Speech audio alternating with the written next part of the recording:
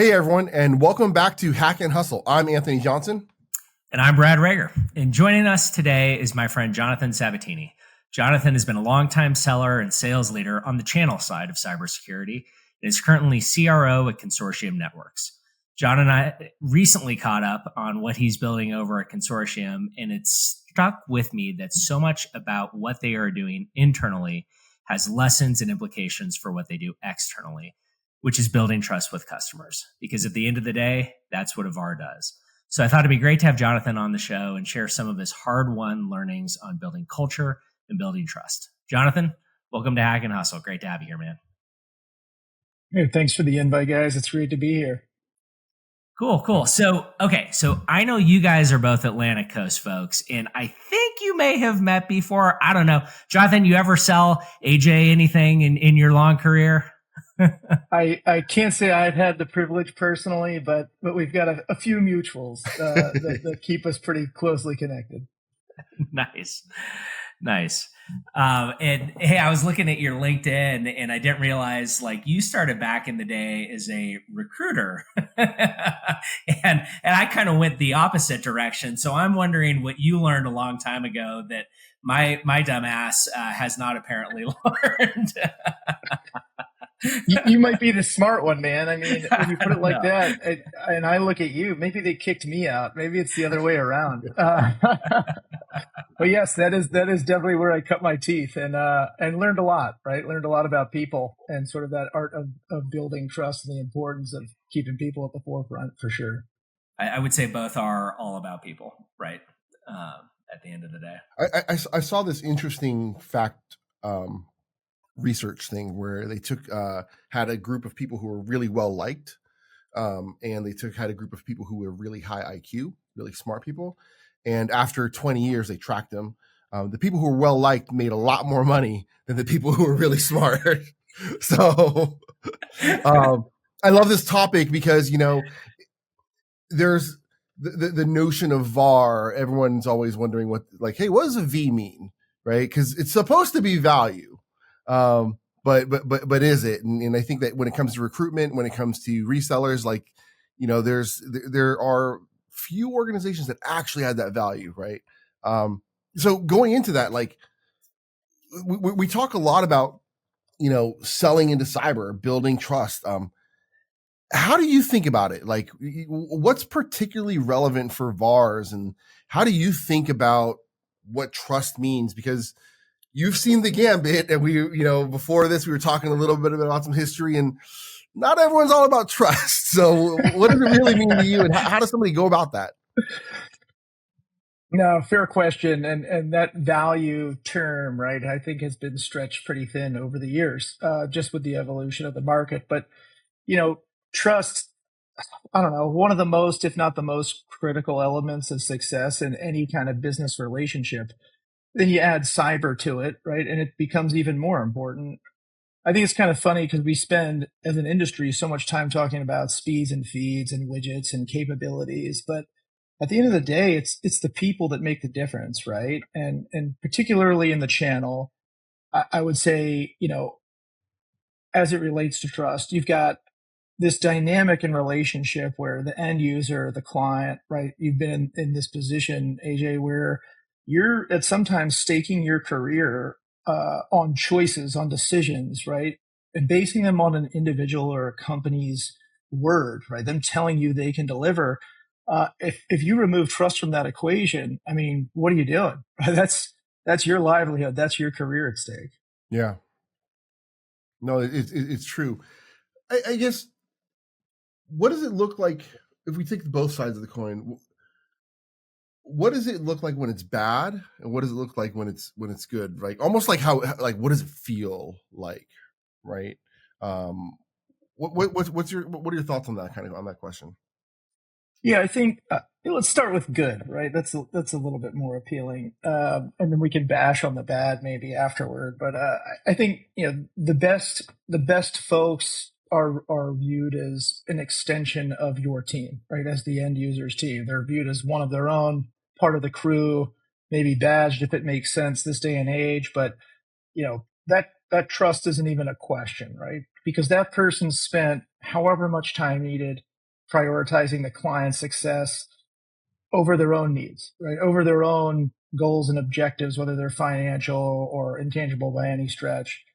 A lot of that's easier said than done, right? Especially when everybody works for money. But the ones who truly understand that and practice it, you don't really need to explain it because they're fundamentally always present in the business and they're operating on a different level than the rest of them.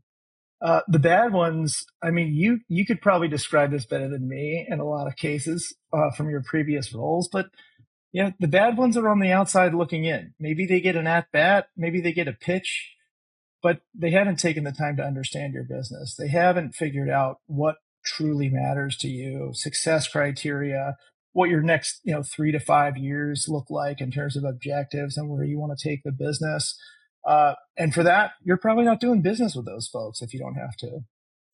What are the things that the best reps do that you see build that trust over time? Like, what does that look like practically on the ground day to day?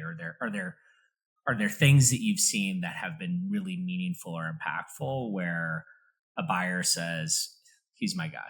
After that, he's my guy or lady? Yeah, going back to some of those, the great reps and that criteria, right? Becoming the extension of the team, it just takes a little bit of hard work and the right moral compass, right? It's aligning yourself to somebody else's objectives, to somebody else's goals, and not your own. And in a lot of cases, sacrificing your own where needed to ensure they're successful, because you're prioritizing that long-term partnership over, I don't know, a short-term buck or gain, right? Those folks are spending their days learning and educating themselves to align properly with that business, with the end user.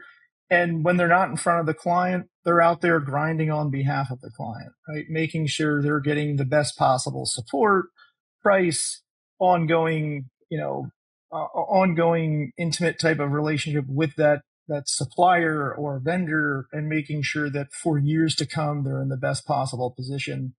The whole place isn't going to come crashing down when they walk out the door. My equation was always relationships get built on the back of the building of trust, and then deals come from relationships. And you can't really flip that equation as much as you would like to. Can I ask, I just want to ask a follow-on question, because it's been interesting for sellers, I think. When COVID happened, everybody stopped the in-person thing, right? Now we can look back and be like, man, that was years ago. Yes, but there were some behaviors that changed, and there are still sellers today. And there were definitely some post-COVID right away who were like, I don't visit clients in person anymore, right? And what my advice to them was like, well, your competitor will, and that handshake's going to close the deal. So is it possible to build as much trust without that personal interaction? Like, do salespeople still need to get out there and meet people face to face, or can they really do everything remote, right? What do you think?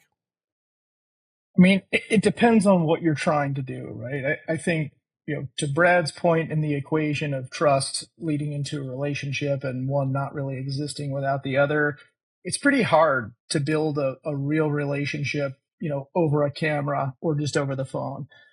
Is it possible? Sure.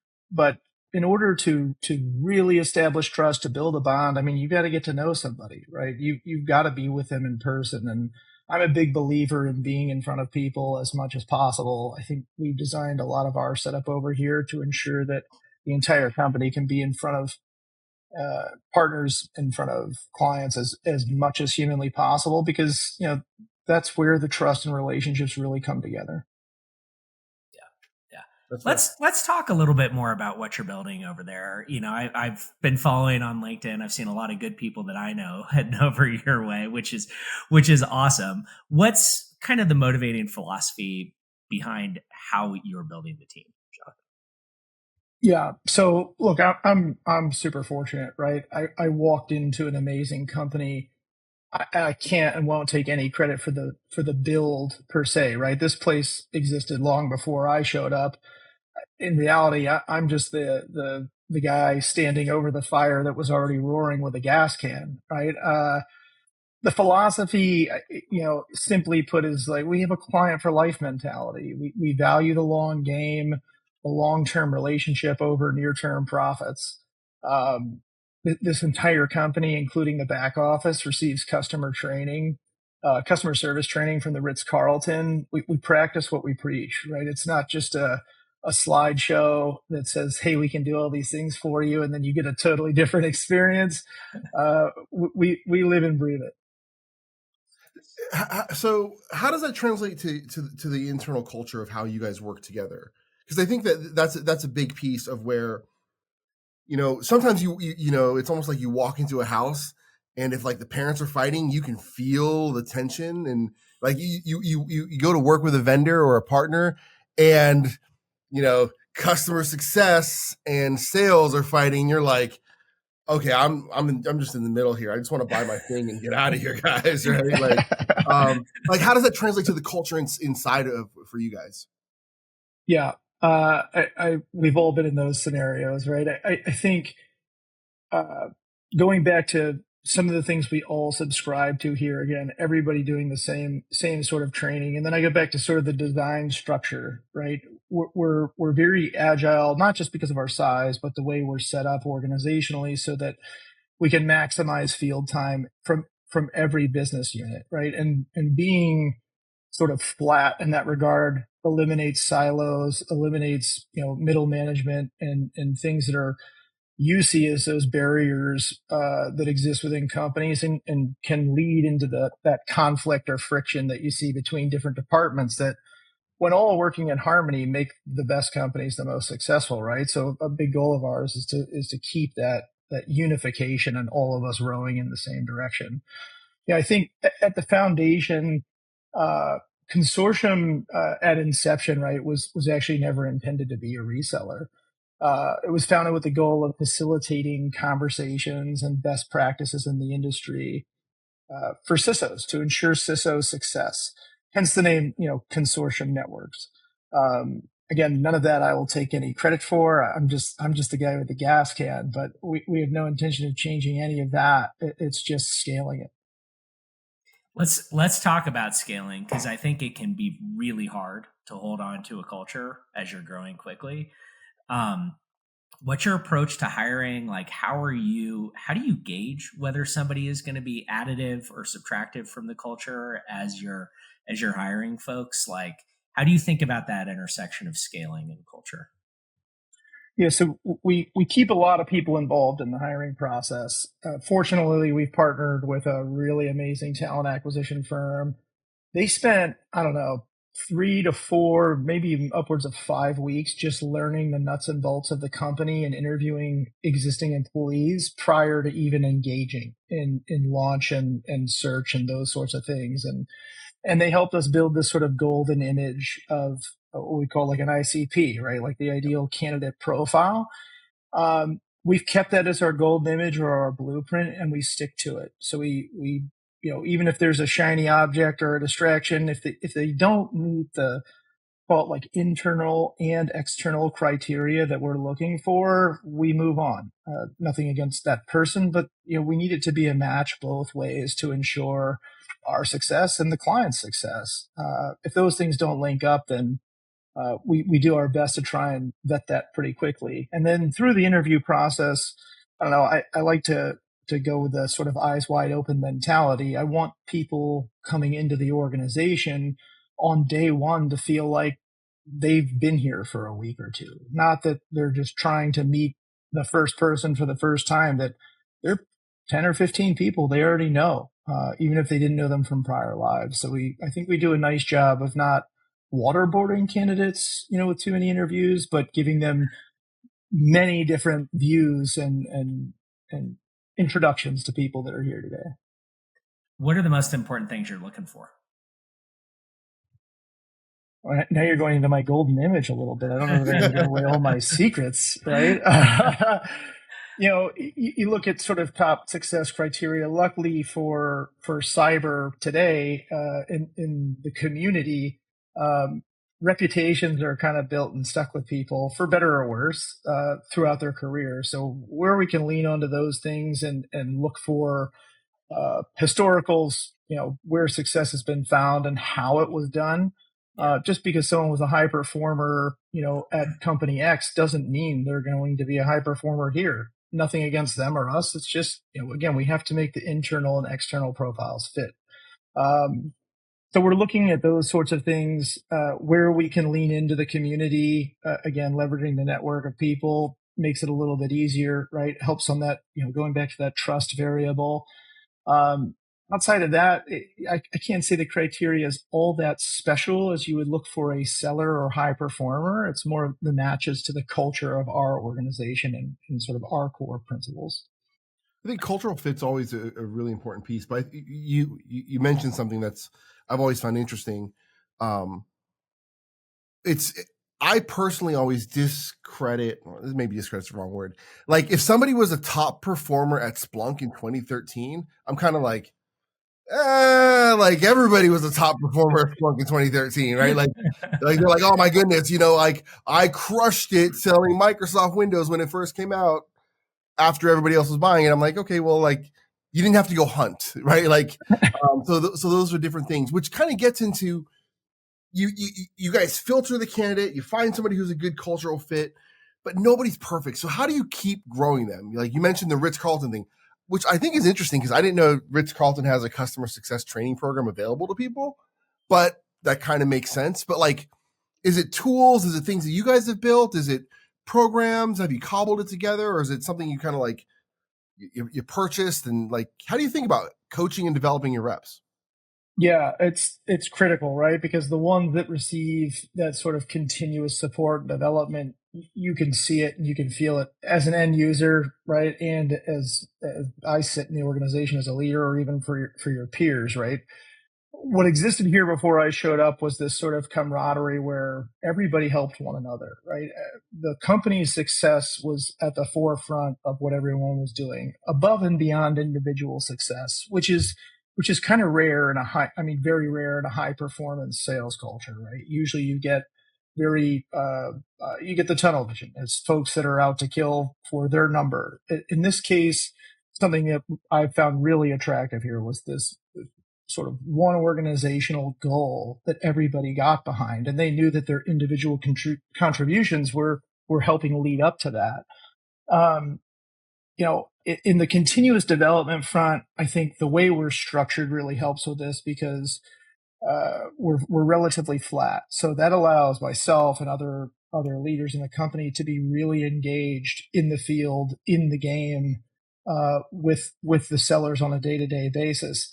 You can't provide in-game coaching if you're not on the field, right? You can't if you're not present. It's really difficult to provide after action. Here's what we could do better, or here's what you're doing really well. We designed the org this way intentionally, right? So that we could keep everybody client facing as much as humanly possible. Because we think it's the only way to effectively, be involved and make the difference that we want to.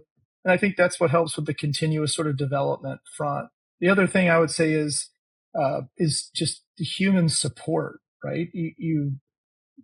It's easy to get lost in a sales environment right into the numbers and just think it's all about performance. It's all about numbers. And the human element goes right out the window really quick. I think we've done a nice job of prioritizing the human element and reminding ourselves, through the great times and through the times where folks are maybe struggling to get to where we know they can be, that we're there to support them because we know, right, we got into this together. We know what the art of the possible is when all things are humming, and we do our best to lead in and help, get everybody to that desirable state.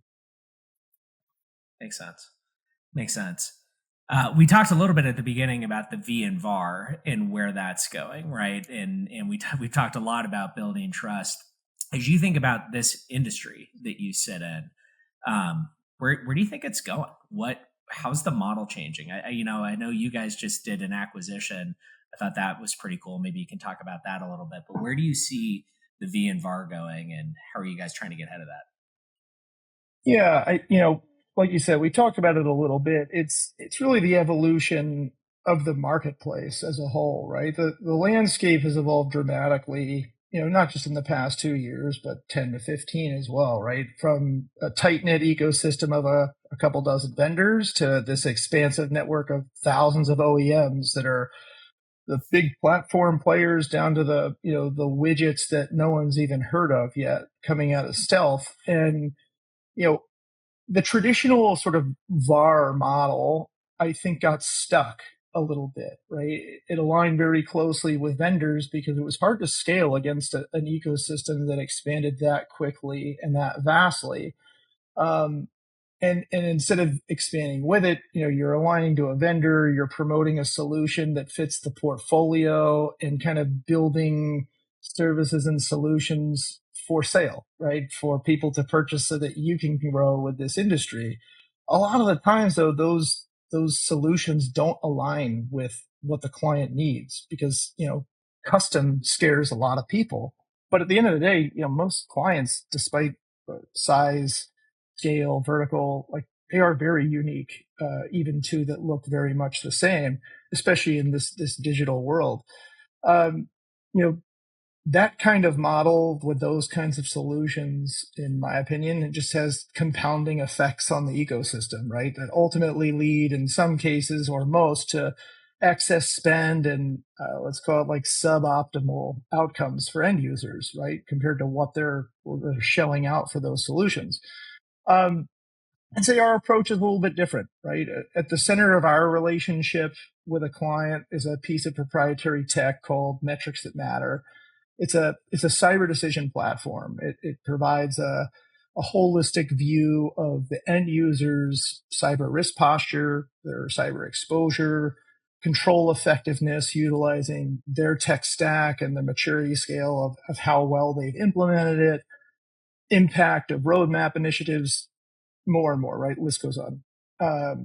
But then there's what we do, right? We fuel our side of the relationship using this centerpiece that we've kind of underpinned the dynamics to with an extensive services portfolio, the resale capabilities, and then we kind of shrink wrap the entire thing with this Ritz-Carlton trained staff and experience, and it provides a pretty unique end-to-end client experience at the end.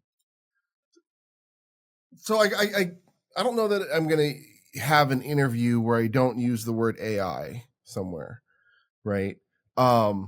Because it is absolutely fascinating. And then what actually scares me more is quantum, but that's a whole separate conversation. Because I think if you guys saw the stuff from December, we're like 4 years out till the quantum apocalypse, right? Terrifying. But on the AI side related to this, there's always lots of pitfalls, right? There's things that go wrong. What are the ones you see, and how does AI, is AI a thing? Does AI replace relationships? Because, do I have an AI agent that just says, hey, I can negotiate these things for you and get you the best price, and then I don't need a person anymore, right? Like, what is that? What are the risks that you kind of see thinking about like technology and pitfalls of growing the business in this world today? Yeah, I think, you know much more about this topic than I do, so I'm not going to pretend to be the smart one in this room. But I personally view AI as the enhancer to the experience versus the replacement to the experience. So I think AI is helping maybe identify things that will make a buying experience better if you're the end user, right? That could relate to SLAs, price, uh, contract ceilings, renewal terms, whatever is most important for the long-term relationship with whatever set suppliers in the mix, right? I think from my seat, from the sales seat, it'll probably help enhance the go-to-market experience, the proper triggers, the right kind of alerting for what's going on with your client. And if things are tuned properly, right, you're having this thing really work as your co-pilot, no pun intended there with the AI mix, but truly as a co-pilot or a sidekick versus any sort of replacement. Because I think the human element, again, going back to trust and relationships, I don't know how you replace that with any form of code or LLM. I agree with you 100%. I think just to throw it out there, right? Until we get like Iron Man Jarvis, where you actually trust Jarvis kind of thing, like until that's there, the human element still becomes super important. I do think that bad sellers or bad VARs are gonna have to, like, if there truly is no V in what they do, which just makes it more, super more important what you guys do. So thanks for that answer. Yeah, I could see a world where the transactional piece, if that's the value you lean on, that gets automated and squeezed down pretty quickly. Awesome. Okay, well, I think this is a good time to do the roundup. Maybe kind of on the theme of the day, we could all kind of go around, and I would love to just hear a takeaway.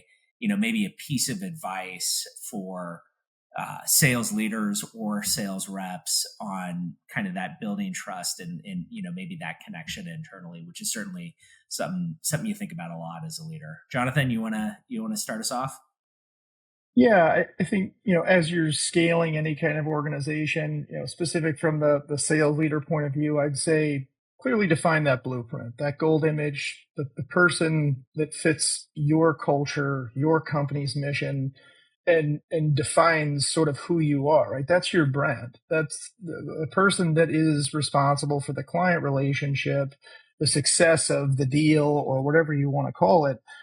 If they don't represent your brand, it's never going to work. No matter how good the person was at company X or in a prior life, without that, you're going to spin wheels pretty hard. And there are no shortcuts in that game whatsoever. So I would say stick to that blueprint and don't forget about investing and prioritizing the success of your people. You take the human element out of it and you're dead. All right.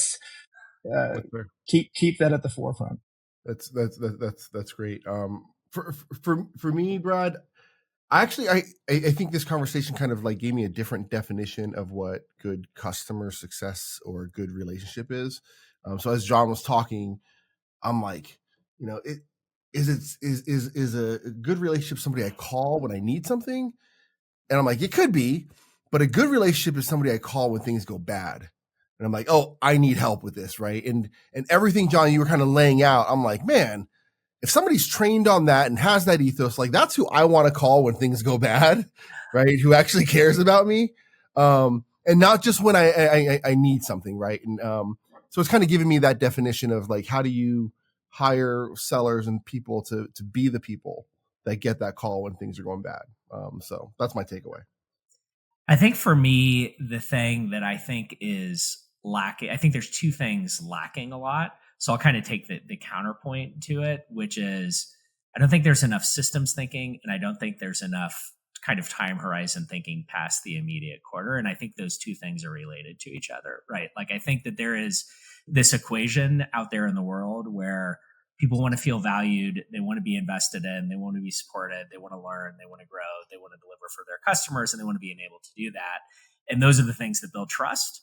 And trust builds relationships, and relationships get deals, right? And so the pattern I think you see for folks that can't think in those systems is the quarter's coming to an end, or you're looking to pipeline for the next quarter, and the message that gets delivered from sales leadership is something like sell harder, and all the sales reps say, what the hell do you think that I've been doing? It's not that I don't want to sell. It's that the preconditions aren't there, right? And so there's this tension and focus between setting up the preconditions and building the relationships and then doing the things you need to do to get deals over the line and things like that. But I think there's not enough thinking in a lot of sales leadership about those relationships and how that tracks over time, and making sure that those foundational things are there in order to get the outcomes that they want over time. So that's why I was jazzed to have this conversation. So yeah, this cool. is awesome. Well said. This is really, really good. Jonathan, thanks for coming on the show, man. It was great to see you. Thanks for having me, guys. This was fun. Yeah, absolutely. Well, that's a wrap for today, and we will see everyone back here in a couple weeks for more Hack and Hustle. Thanks.